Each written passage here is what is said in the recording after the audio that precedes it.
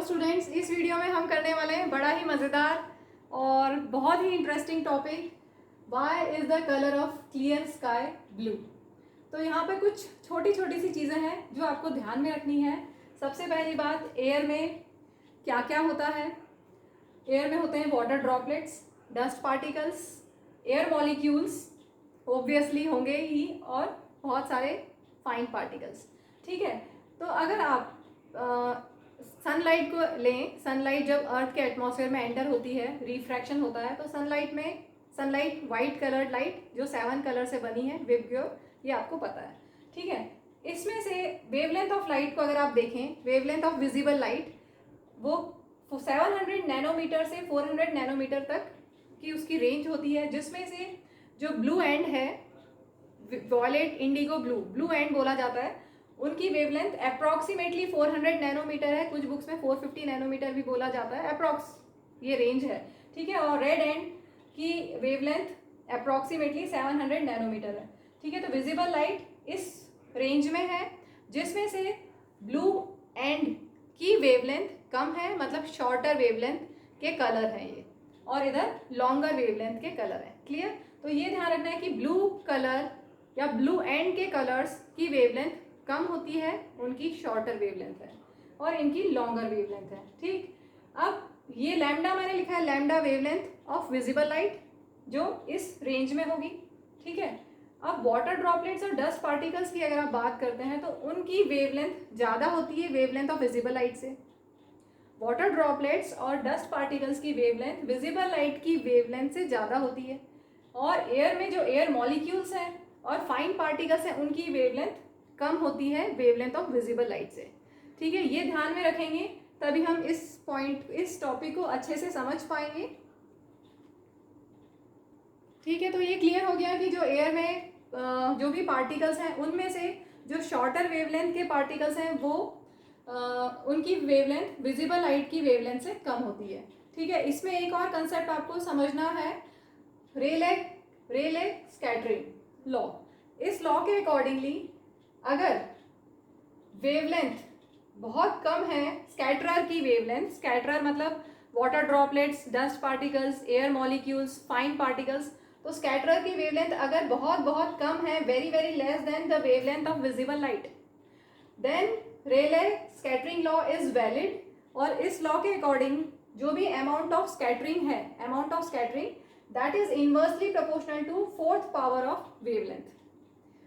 Amount of scattering is inversely proportional to 4th power of wavelength. इसका मतलब अगर wavelength कम होगी तो स्कैटरिंग ज़्यादा होगी। क्लियर? इनवर्सली प्रोपोर्शनल है ना, वेवलेंथ कम होगी तो स्कैटरिंग ज़्यादा होगी। अब हमारी जो विजिबल लाइट है उसमें वेवलेंथ किसकी कम थी? 400 नैनोमीटर। ब्लू एंड का वेवलेंथ इस रेंज में था। ठीक है, तो ब्लू मतलब शॉर्टर वेवलेंथ, उनकी क्योंकि उनकी वेवलेंथ कम है, सो अमाउंट ऑफ स्कैटरिंग ज़्यादा होगी according to Rayleigh scattering law. और अगर वेवलेंथ, स्कैटरर की वेवलेंथ ज़्यादा होगी, जैसे वाटर ड्रॉपलेट्स में या डस्ट पार्टिकल्स में वेवलेंथ ज़्यादा है, then this law is not valid. उस केस में क्या होगा, जो वेवलेंथ्स है वो सब स्कैटर्ड होंगी नियरली इक्वल स्कैटरिंग होगी, और आपको व्हाइट लाइट ही दिखाई देगी।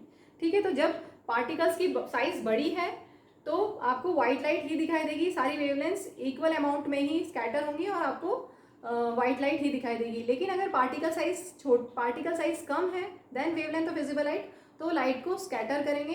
कैसे स्कैटर करेंगे इस पे डिपेंड करता है वो। ठीक है, क्लियर?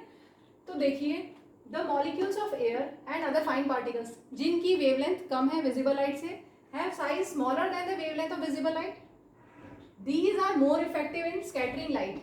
क्योंकि ये हमें पता है law, these are more effective in scattering, क्योंकि वेवलेंथ कम है, वेवलेंथ लेस, तो क्या होगा, अमाउंट ऑफ स्कैटरिंग या इंटेंसिटी, अमाउंट ऑफ स्कैटरिंग बोलेंगे इसको, अमाउंट ऑफ स्कैटरिंग ज़्यादा होगी। अगर वेवलेंथ कम है मीन्स अमाउंट ऑफ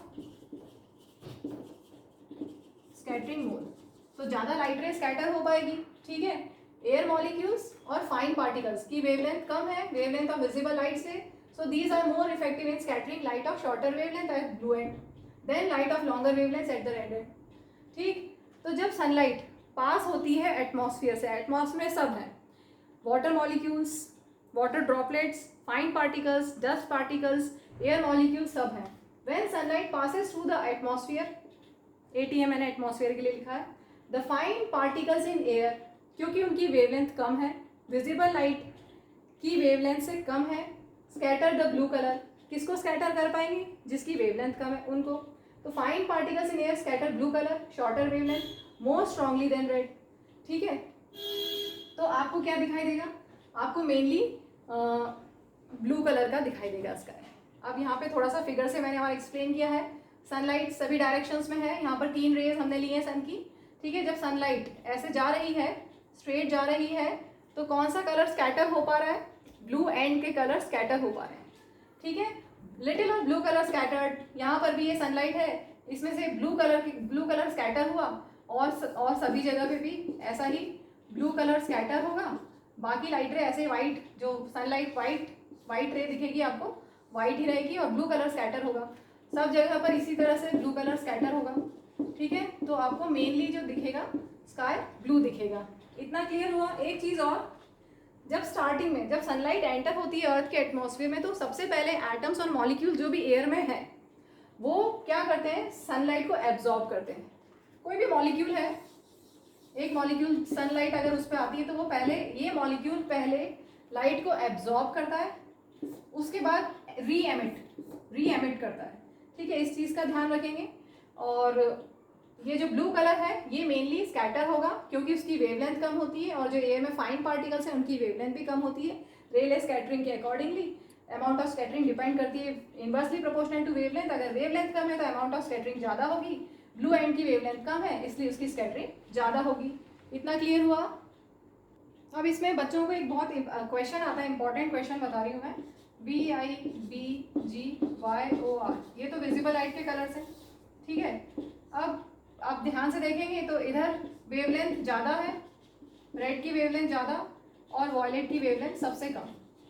ठीक है, हम बार बार बोल रहे हैं कि वेवलेंथ कम है, शॉर्टर वेवलेंथ की लाइट है, तो वो ज़्यादा स्कैटर होगी।